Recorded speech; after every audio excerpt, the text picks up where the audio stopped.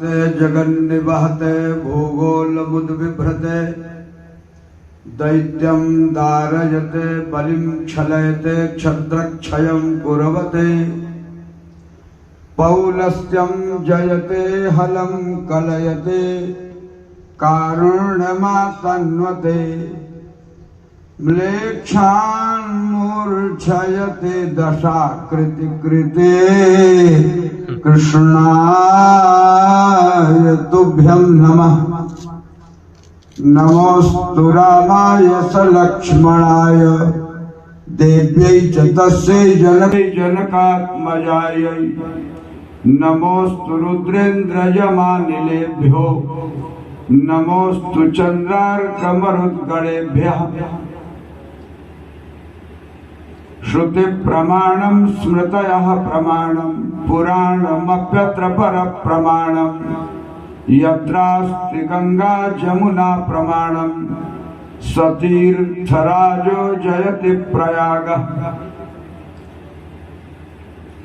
शंकरं शंकराचार्यं केशवं बादरायणं सूत्रभाष्यकृतौ वन्दे भगवन्तौ पुनः पुनः। वादतोषित विश्वेशं धर्ममार्ग प्रवर्तकं वन्दे हरिहरानन्दं करपात्रं जगद्गुरुं। नारायणं नमस्कृत्य नरं चैव नरोत्तमं देवीं सरस्वतीं व्यासं ततो जयमुदीरयेत्। सच्चिदानंद भगवान की भगवत पूज्यपाद आद्य जगत गुरु शंकराचार्य भगवान की अभिनव शंकर धर्म सम्राट श्री स्वामी करपात्र महाभाग की संत समाज की आचार्य वृंद की छात्र स्वजन की मातृशक्ति की दो बार भगवान के मंगलमय नाम। श्री राम जय राम जय जय राम। श्री राम जय राम जय जय राम। श्री राम जय राम जय जय राम। श्री राम जय राम जय जय राम। श्री राम जय राम जय जय राम। श्री राम जय राम जय जय राम। नमः परमहंस स्वादित चरण कमल चिन्म करंदाय भक्त जनमानस निवासाय श्रीमद् परमहंसाय श्री सच्चिदानंदाय परम धाम नमामि तत्। अनंतानंत श्री समलंकृत भगवत पूज्यपाद शिवावतार श्रीमदाद्य जगत गुरु शंकराचार्य भगवान धर्म सम्राट स्वामी करपात्र महाभाग इस महासत्र के प्रांगण में समुपस्थित हमारे संघ के प्रमुख प्रचारक श्री मनोज जी महाभाग, हमारे स्वामी जी सिद्धाश्रम से पधारे, अनेक गणमान्य श्री शुक्ल महाभाग, आचार्यों की अवली यहाँ पर विराजमान है, प्राचार्यावली, आचार्यावली, छात्र वृंद, मातृशक्ति एवं इस संस्थान के अनेक गणमान्य अध्यक्ष, उपाध्यक्ष, महामंत्री और मार्गदर्शन प्रबंध के श्री पांडे जी, अनेक स्वजन संभ्रांत वास्तव में गीता श्रुति में एक वचन है, जन्म कर्म च मे दिव्यम यूयम यो वेत्ति तत्वतः। हमारी भारतीय संस्कृति उसी परंपरा में महापुरुषों के जन्मोत्सव मनाए जाते हैं, उनके संस्मरण हमारे जीवन में उद्वेलित किए जाते हैं, उद्धरित होते हैं। उनके जीवन के प्रत्येक आयामों को हम सब अपने जीवन में अवधारित करें, इसके लिए वे सत्प्रेरणा के मार्ग कहे जाते हैं।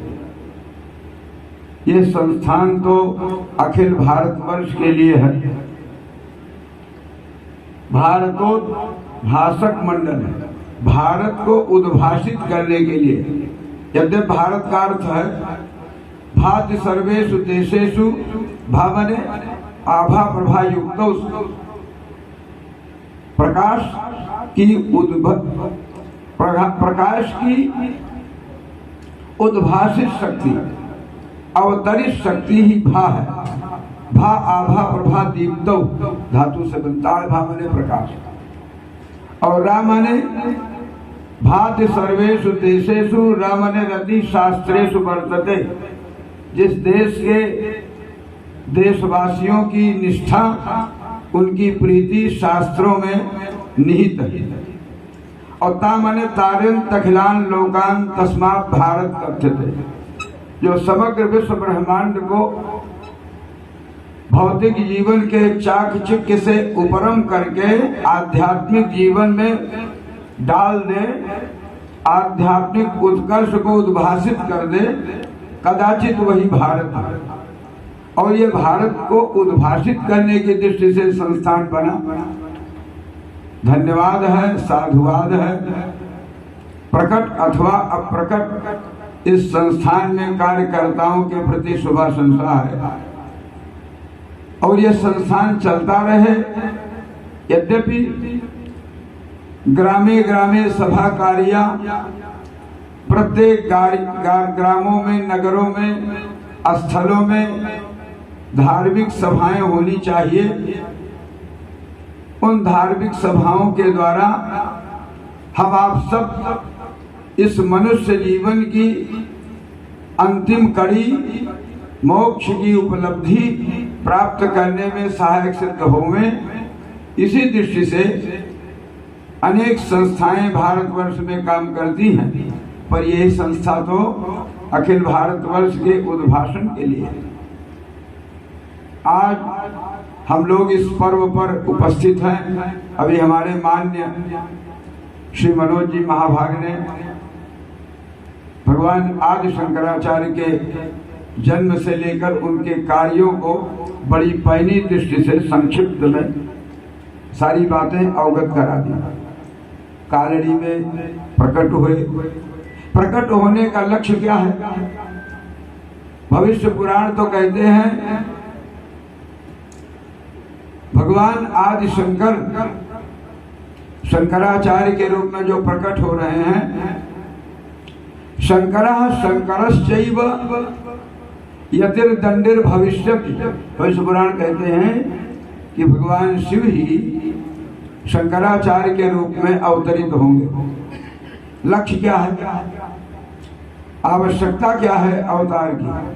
क्योंकि अवतार का अभिप्राय है अवश्यासवतारा, अवरक्षणे धातु है, अवतार तारने धातु है। जिस प्रक्रिया, जिस विज्ञान के द्वारा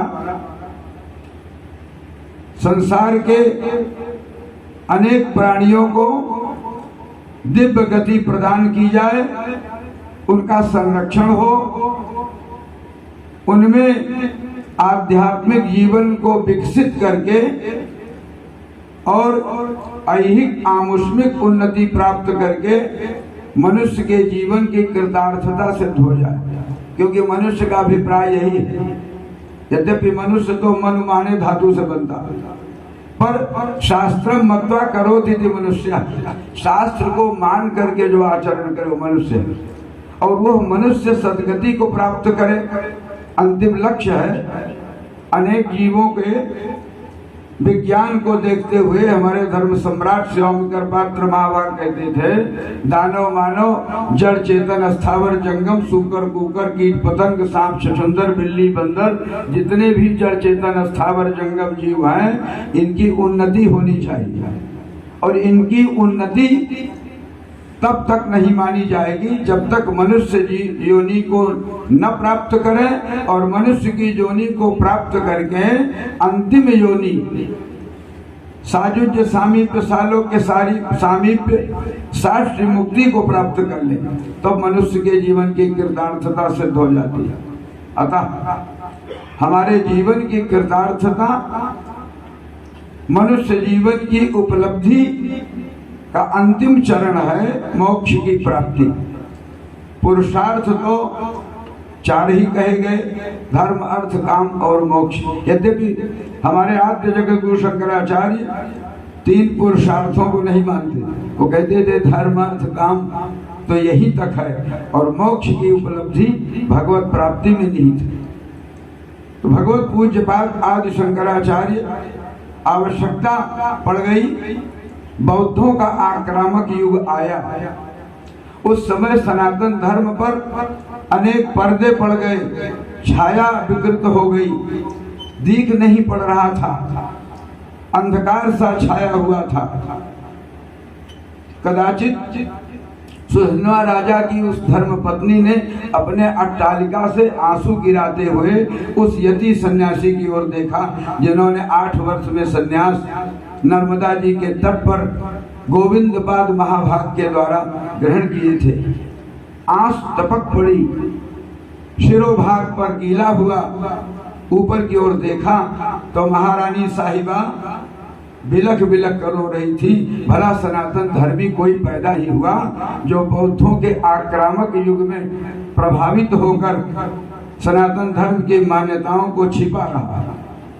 महाराज उसी समय होश में आ गए, अरे सनातन धर्म की रक्षा करना तो परम धर्म है, सबका धर्म है, सनातन धर्म तो सब में है। हमारे पुरी पीठाधीश्वर महाराज श्री कहते हैं, जन्म से सब सनातन धर्मावलंबी, चाहे जितने भी मान्यताओं में जीने वाले हों, भारतवर्ष में आर्य समाजी हों, अन्य प्रकार के मान्यताओं को प्राप्त करने वाले हों, ईसाई अव्यस्ती फिलिस्ती तुर्की किसी भी प्रकार के लोग हों, उनके जीवन का आरंभ तो सनातन धर्म से ही होता है। क्यों? कहते हैं जन्म से सब सनातन धर्मी होते हैं, काट पीट करके और कुछ बनते हैं, उन्हें काट पीट करके कुछ बनाया जाता है। जन्म से सभी सनातन धर्मावलंबी होते हैं, इसलिए सनातन धर्म दृढ़ है, मूल है, इसमें सबको जन्म लेना है। रोना धोना, उठना बैठना, खाना पीना, चलना फिरना, नमस्कार प्रणाम करना, विवाह इत्यादि करना, बच्चा बच्ची पैदा करना, ये कहाँ से आया? सनातन धर्म। तो सनातन धर्म की मान्यताओं को भला बौद्धों ने, जैनियों ने, चारवाकों ने, जिन्होंने सनातन धर्म के मूल सिद्धांतों को छिपाने का कार्य किया, अपनी मान्यताओं को ऊपर ला के रखा। और एक बड़ी पदे की बात है, कोई किसी प्रकार की मान्यता बनावे तो उसको उस मान्यता के आधार पर फल देने वाला कोई और बनाना पड़ेगा।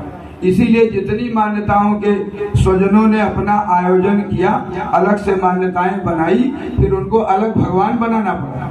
सबके भगवान अलग अलग बन गए, जितनी भी मान्यता के लोग। क्यों?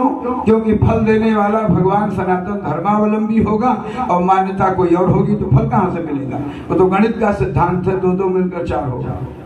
इसलिए तमाम प्रकार की मान्यताओं के लोगों ने अपने अपने विचार के आधार पर अपनी अपनी मान्यताएं बनाई, और उन मान्यताओं के आधार पर फल देने वाले कोई और भगवान हुए।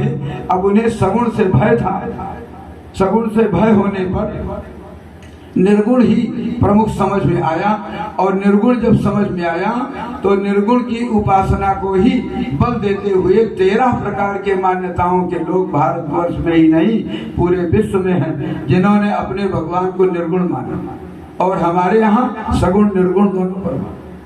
हमारे जगत गुरु शंकराचार्य उन बौद्धों के आक्रामक युग को हीनयान और महायान के सिद्धांतों को खंडित करने के लिए बड़े जोर तोड़ से शास्त्रों का आलोडन किया। वो तो जाति समर्थ है, पूर्व जन्म के ही सब कुछ प्राप्त हुए थे और भगवान शंकर के शिवावतार थे ही, उन्हें तो कुछ पढ़ना पढ़ाना था नहीं। इसलिए उन्होंने बड़े जोरदारी से बौद्धों के खंडन के लिए, जब उन्होंने सारे विश्व ब्रह्मांड में देखा, सर्वत्र आज भी लगभग 2/3 बौद्ध हैं पूरे विश्व में, वो प्रच्छन्न भले कहे जाएं। भगवान शंकराचार्य को भी हमारे बहुत से आचार्यों ने प्रच्छन्न बौद्ध कह दिया होगा। हम लोग डरते इसलिए नहीं कि शंकराचार्य में कोई आंच नहीं आवेगी। सूर्य भगवान को कोई लुकाड़ा दिखावे और कोई धूल उड़ावे, उसमें कोई आंच आने वाली नहीं। तो भगवान शंकराचार्य ने इस विधि को देख करके बौद्धों के आक्रामक सिद्धांतों को, जो हमारे सनातन धर्म की मान्यताओं को भूल रहे थे, भला सनातन धर्म की मान्यताओं के आगे जाते कहाँ, अहिंसा परमो धर्मा कहते कहाँ से, वेदों से तो कहेंगे। वेद को नहीं मानते पर वेद की बात मानते, चाहे जैनी हो वो भी आर्याणम कहेंगे, आर्यम कहेंगे, जाएंगे कहाँ। चारवाक भी कहेंगे जावत जीवेत सुखम जीवेत ऋणम कृत्वा घृतम पीवेत, आखिर कहेंगे कहाँ से। सनातन धर्म में ही तो खुशहाली की बात कही गई, जीवन संरक्षण की बात कही गई, आत्म संरक्षण की बात कही गई, शरीर के स्वधर्मानुष्ठान के संरक्षण की बात कही गई, और शरीर माध्यम खल धर्म साधनम, इसी का अनुवाद चारवाक करेंगे और कहाँ जाएंगे। शरीर ही सब कुछ है, आद्य धर्म है, इसके अलावा कहाँ जाएंगे। उनके पास कौन सी मान्यता। तो जितने भी प्रचारक हुए हमारे महर्षि मान्य दयानंद जी, जाएंगे कहाँ। आखिर वेदों की बात मानेंगे। जैसे कोई दाल चावल रोटी साग सब बना हो और आपको चावल निषेध हो, तो आप कहेंगे दाल चावल दाल रोटी ही मुख्य भोजन है, शेष भोजन नहीं। मानना तो पड़ेगा, भोजन तो है। जाएंगे कहाँ।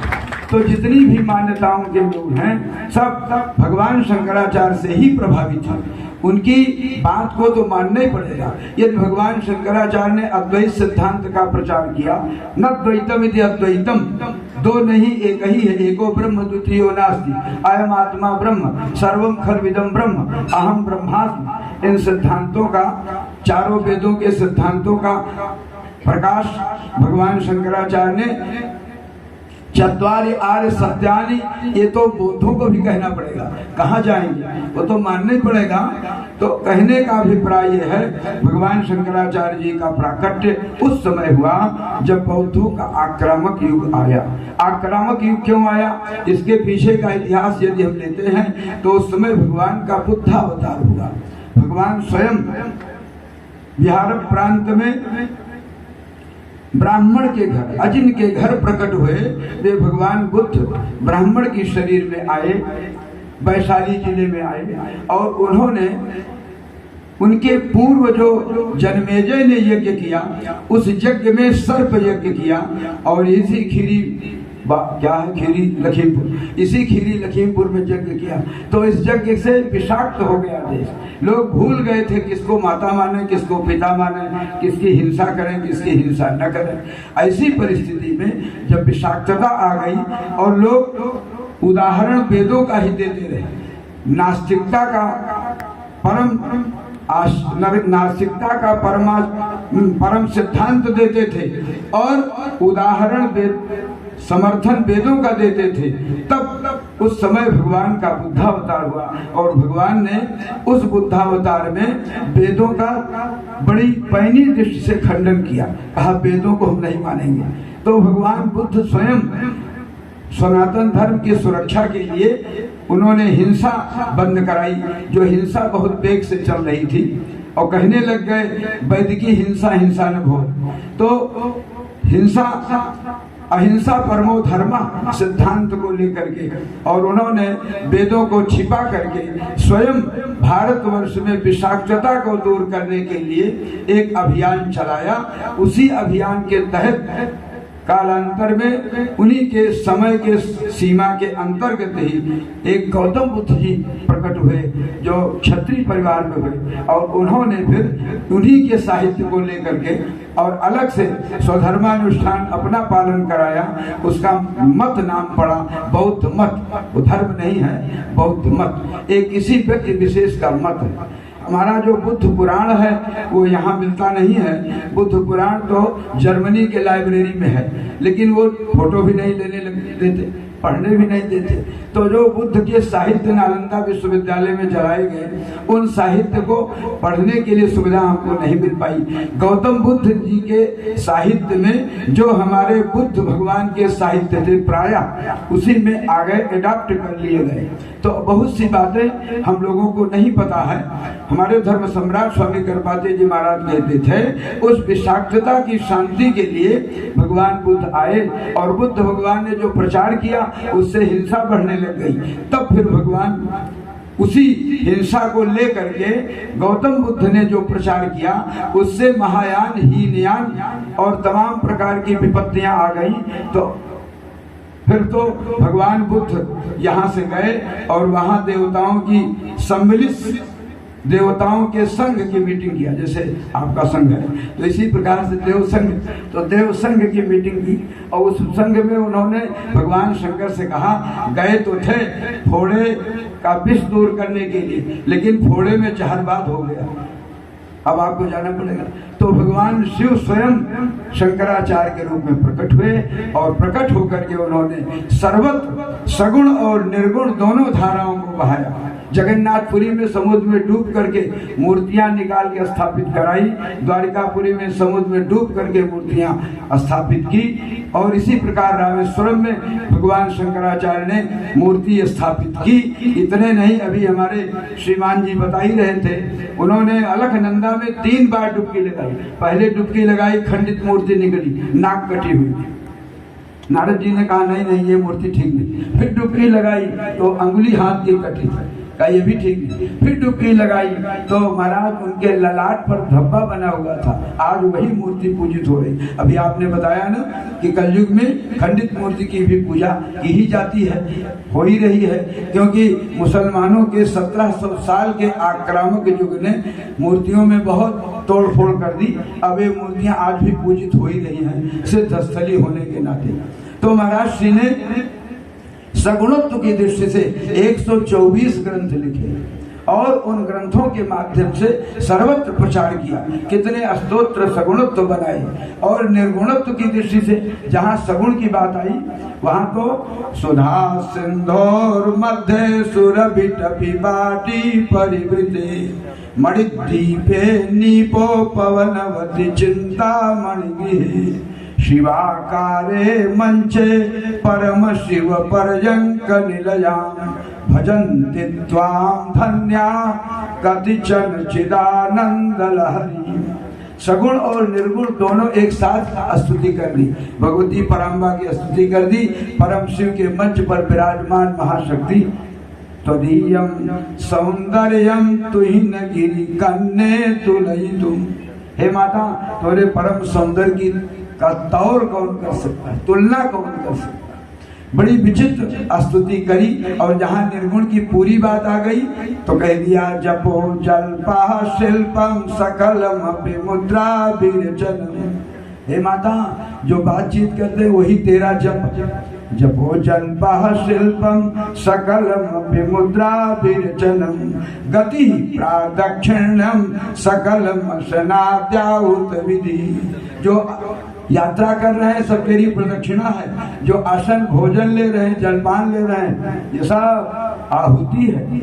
जपो जल्पा शिल्पम सकलम विमुद्रा विरचनम गति प्रादक्षिण्यम सकलम स्नाद्याहुत विधि सपर्या पर्यायस्तव भवतु जन्मे विलसितम।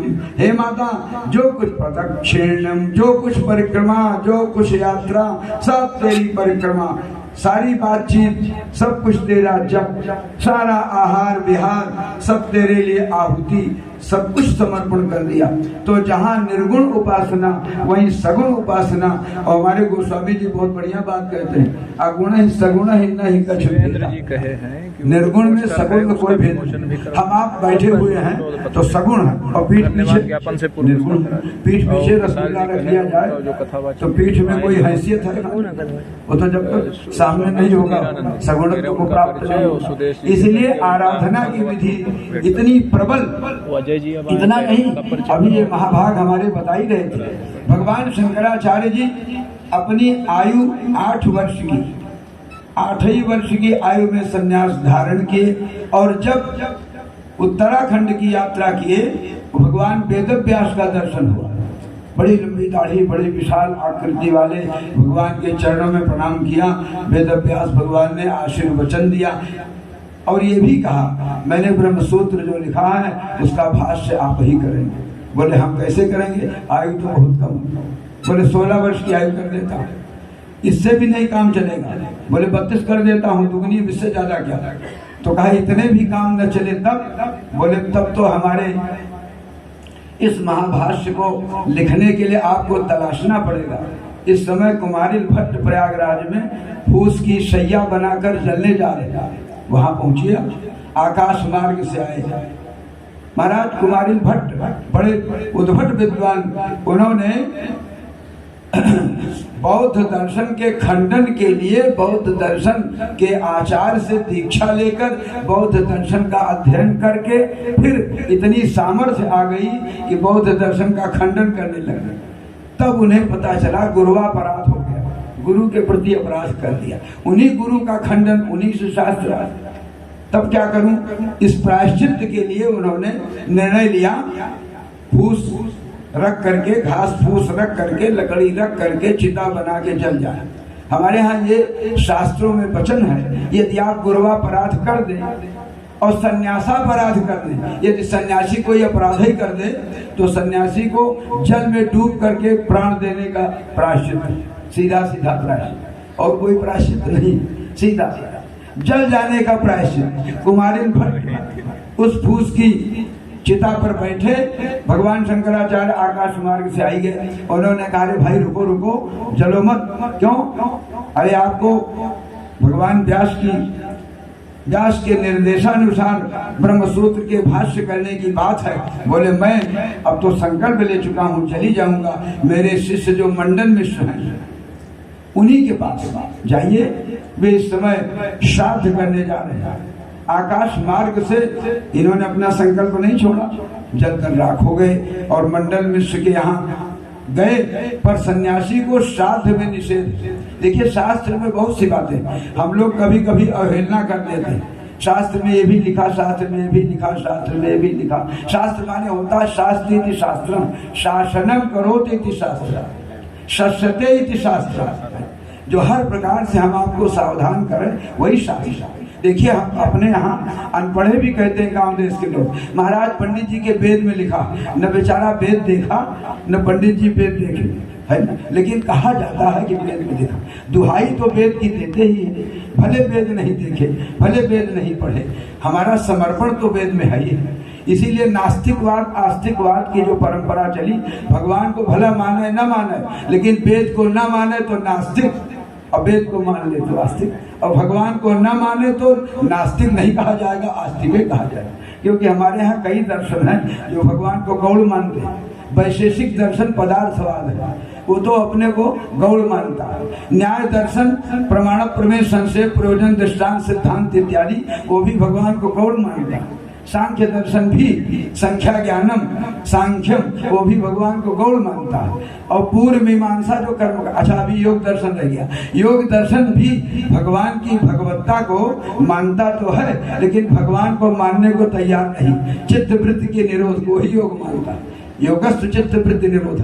फिर तो पूर्व मीमांसाकार कहते हैं भैया हम भगवान को गौड़ मानेंगे, कर्मेति मीमांसा, हम तो मीमांसा के आचार्य कहते हैं हम कर्म को ही बलवान मानते हैं। यद्यपि कर्मकांड में हमारे आचार्यों ने अंत में कही दिया, जस्य स्मृत्या चनामोक्त्या तपो यज्ञ क्रियादिश न्यूनम संपूर्णताम या तो सद्यो बंदे तमच्युतम प्रमादात् कुरोताम कर्म प्रत्यवेतां धुरेश्वर। अनेक वचनों के द्वारा मंत्रहीनम क्रियाहीनम आदि आदि कहने पड़ता। भगवान की भगवत्ता को न मानने पर भी मजबूरी में भगवान को तो मानना ही पड़ेगा। तो कर्म कांड भी अपने को सुदृढ़ मानता है और भगवान को गौर मानता है। बचा हमारा उत्तर वेदांत, यही उत्तर वेदांत, उत्तर मीमांसा, यही एक रहस्य है जिसमें भगवान की भगवत्ता का प्रदर्शन किया जाता है। यद्यपि भगवान शंकराचार्य ने सर्वम खलविदम ब्रह्म की स्थापना करी, सर्वत्र भगवान ही है, जो कुछ भी दिख पड़ता है वो सब भगवान ही है। एक उदाहरण दिया, हमारे धर्म सम्राट महाराज जी कहते थे, व्यक्ति एक है, किसी का चाचा, किसी का ताऊ, किसी का जीजा, किसी का बहनोई, किसी का साला, किसी का पुत्र, किसी का पति, कितने पोर्टफोलियो लगे, 10-10 रिश्तेदार लगे और व्यक्ति एक है। इसी प्रकार परमात्मा एक है, अनेक रूपों में जाना जाता है।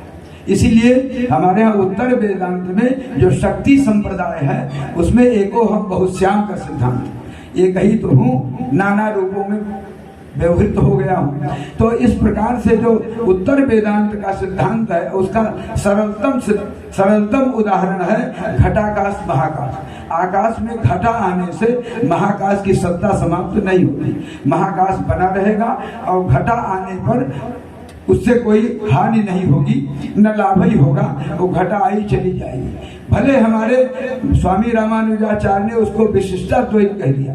उन्होंने कहा भाई देखो हम मानते तो हैं लेकिन अब चना का छिलका और चना की दाल मिलकर चना बनेगा, इसलिए उन्होंने अंश अंशी का भेद मान लिया, उदाहरण देकर समझा दिया। भले हमारे निम्बार्कों ने कहा नहीं हम मानेंगे परमात्मा को, मानते तो हैं लेकिन अब जब खोवा बन गया तो उसको दूध बना लेंगे, द्वैता द्वैत कह देंगे। पर माधव संप्रदाय के कहते हैं नहीं हम द्वैत ही मानेंगे, अब जब दूध दही बन गया तो दही दूध नहीं हो सकता, उदाहरण देकर समझा देते हैं। तो हमारे यहाँ से भगवान की भगवत्ता को मानने के लिए बाध्यता है, भगवान की भगवत्ता तो सबको मानना ही पड़ेगा। जो नहीं भी मानता है, नास्तिकवाद कहता है ईश्वर नहीं के बाद है कहना पड़ता, ईश्वर नहीं है, बाद में जो नहीं के बाद है कहने पड़ता, नास्तिकवाद को भी मानना पड़ता। ऐसा नहीं कि नास्तिकवाद परमात्मा को न माने। भगवान शंकराचार्य की एक एक बातें देखिए, चारों पीठों की स्थापना करी, अभी हमारे मान्य महोदय जी बता ही रहे थे, 4 पीठों की स्थापना करी।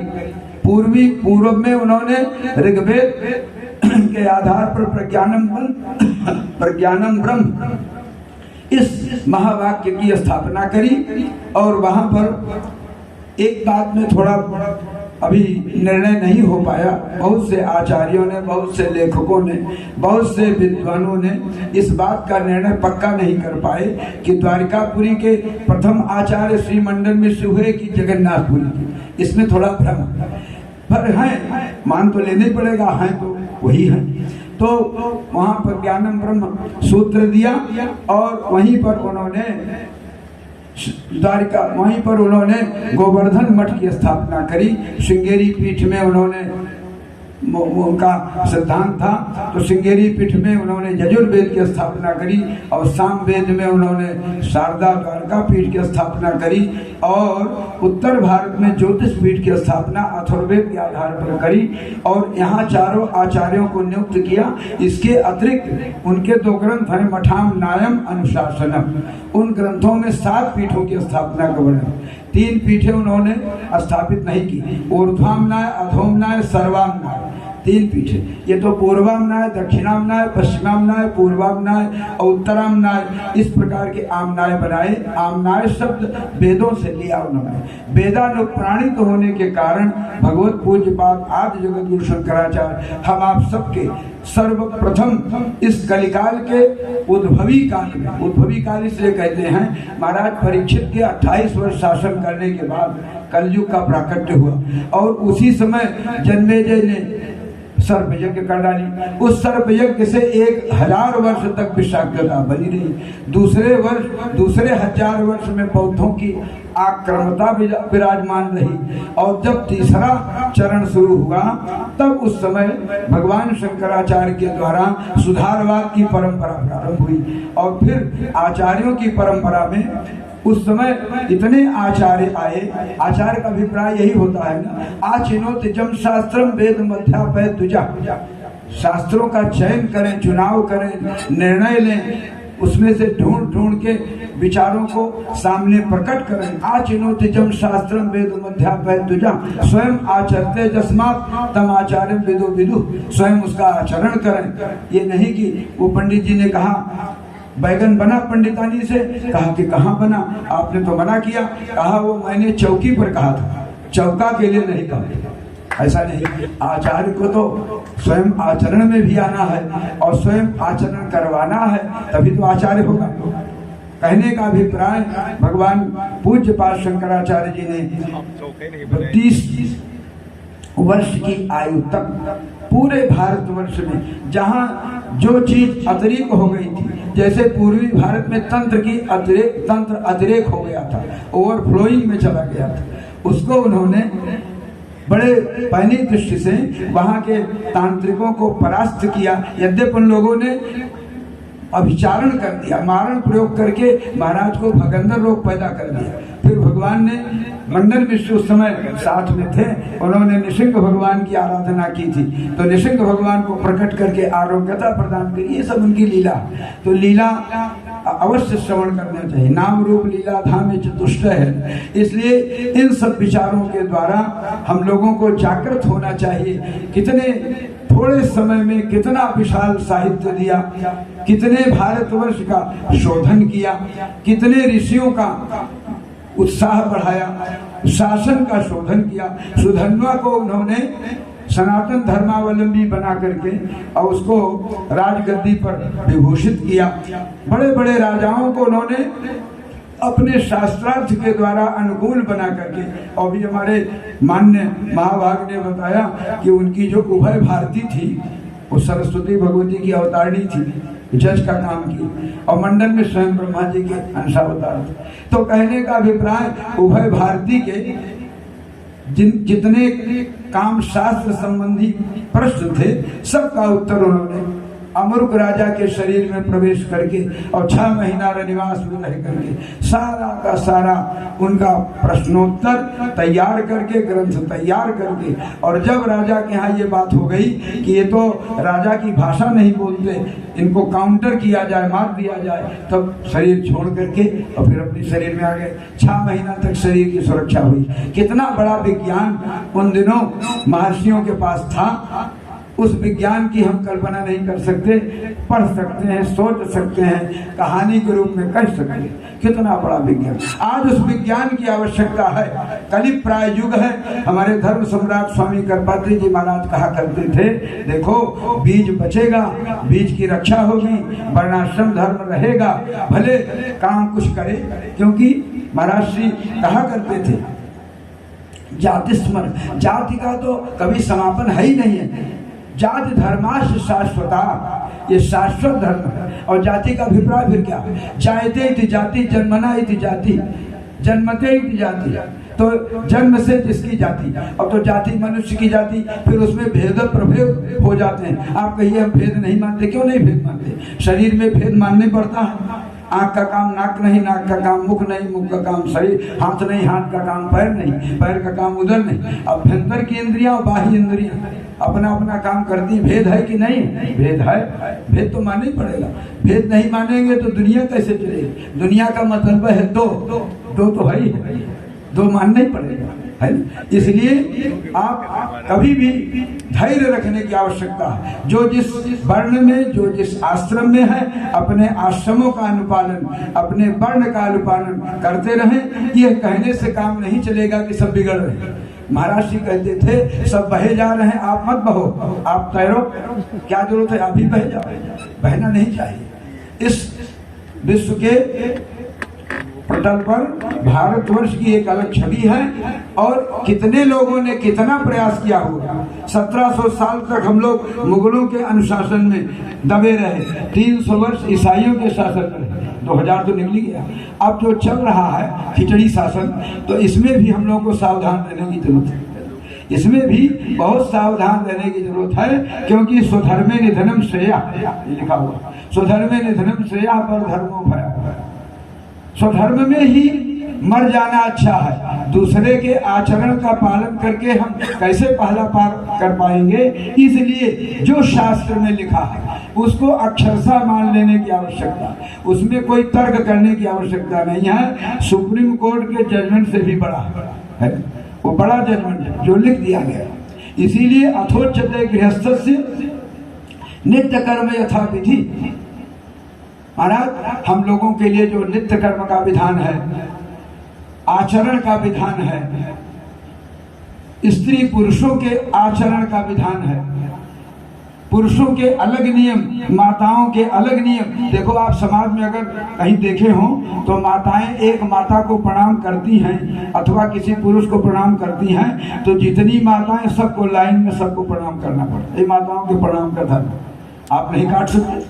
आप कहाँ तक काटेंगे? जितनी माता हैं उनको सबको प्रणाम करना, और नहीं करती है तो सास माताएं जबरदस्ती प्रणाम कराती, तुरंत ट्रेनिंग देती, विलंब न करो।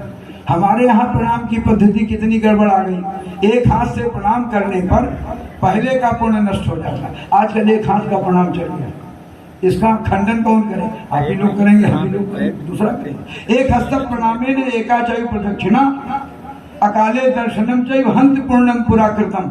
पहले का कमाया भी पुण्य नष्ट हो जाता। तो प्रणाम करने की विधि हमारे यहाँ कमजोर हो गई। एक एक विधियां दूसरे लोगों के यहाँ से आई, जो हमारे यहाँ से ले गए उसका उल्टा किए और उसको हम उसको प्रणाम करने लग गए। विधि दाहिना हाथ ऊपर रहे, बायां नीचे रहे, दाहिना दाहिने पैर को छुएगा, बायां बाएं को छुएगा।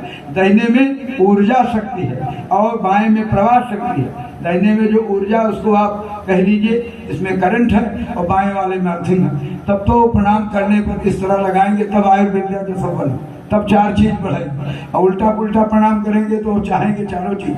विधि का पालन करेंगे तो फलादेश होगा, और विधि का पालन नहीं करेंगे तो फलादेश कहाँ से होगा। भगवान शंकराचार्य जी ने एक एक विधि, अब ज्यादा समय नहीं है क्योंकि ठीक है ना, तो और समय बहुत से विचार हैं। तो अभी हमारे ये आचार्य लोग बैठे हैं, संचालक महोदय, इनको तो हमने नाम नहीं लिया, गोपनीय ढंग से कह दिया। तो अभी ये भी कुछ कहेंगे और सब बातें हैं। तो इतनी सब बातें हैं। आप लोग सब साधुवाद के पात्र हैं, सारे आचार्य हमारे आदरणीय हैं, जो भी मातृशक्ति है भी सब आदर के पात्र हैं। हम लोग शंकराचार्य के सिद्धांतों को समझने के लिए विचार करें, ग्रंथों का आलोडन करना पड़ेगा। हमारे पूरी पीठाधीश्वर जगद्गुरु शंकराचार्य भगवान कहते हैं, देखो भाई, ग्रंथ गुरु, ग्रंथ गुरु, ग्रंथ का अभ्यास करना पड़ेगा, ग्रंथ पढ़ना पड़ेगा, गुरुजनों की सहायता लेनी पड़ेगी, और फिर गोविंद का स्मरण कर। ग्रंथ गुरु और गोविंद को पाना है तो ग्रंथावलोकन और फिर गुरुस्पर्श, क्योंकि बिना गुरु के ज्ञान होता नहीं। और गुरु तस्मात् गुरुम प्रपद्येत, इसीलिए शास्त्रों में वचन आया गुरुजनों के पास। यहाँ तो सब गुरुजन बैठे ही हैं, हम लोग तो उन्हीं के संरक्षण में कुछ कह ही रहे। तो कहने का अभिप्राय, इन गुरुजनों का साथ और ग्रंथों का साथ। अब आजकल जो तमाम प्रकार के ग्रंथ हैं, हम इतना जरूर निवेदन करेंगे, आप लोग महाराज श्री धर्म सम्राट जी के द्वारा लिखे गए जो ग्रंथ विचार पीयूष, कार्ल मार्क्स राम राज्य, जिसमें सारे भारतवर्ष की ही नहीं, सारे विश्व की राजनीति ही नहीं, अर्थनीति, अर्थशास्त्र, सामाजिक शास्त्र और राजनीति शास्त्र जितना भी हो सकता है सब उसमें पिरोया हुआ है। पढ़ना चाहिए। ग्रंथों का आलोडन करेंगे तब कठिनाई आएगी। कठिनाई की निवृत्ति के लिए गुरुजनों की शरण में जाना पड़ेगा, फिर गुरुजन उन कठिनाइयों की निवृत्ति करेंगे, तब कहीं गोविंद की ओर चलना चाहिए। गुरु ग्रंथ और गोविंद हमारे जीवन में आना चाहिए। ये हमारे भगवान शंकराचार्य जी के जीवन परिचय से प्रेरणा मिलती है। 124 ग्रंथ उन्होंने लिखा, हर ग्रंथों में उन्होंने सब बहुत से विषय डाल दिए, कितने स्तोत्र लिखे और ब्रह्मसूत्र तो क्या कहना, उसका जो भाष्य हुआ, सारे उपनिषदों का भाष्य भगवान शंकराचार्य ने लिखा। तो उनके गीता का भाष्य लिखा, गीतोपनिषद। गीता यद्यपि महाभारत से अनुशासनिक पर्व से ली गई, पर उसका भाष्य भगवान शंकराचार्य ने लिखा। अद्वैत सिद्धांत के आधार पर अद्वैत सिद्धि शैव सिद्धि ये सूत्र है। अद्वैत की सिद्धि होगी तब सिद्धि की प्राप्ति होगी। इसलिए उनके एक एक उनके मायावाद को समझना, उनके जीववाद को समझना, उनके ब्रह्मवाद को समझना, उनके संसारवाद को समझना और पर्याप्त रूप में इन सब सिद्धांतों को दार्शनिक दृष्टि से समझना और हमारा आपका कर्तव्य है। इसी प्रेरणा को ध्यान में रखते हुए हमारे इस सभा के आयोजकों ने, पुरोधाओं ने इस प्रकार का आयोजन किया।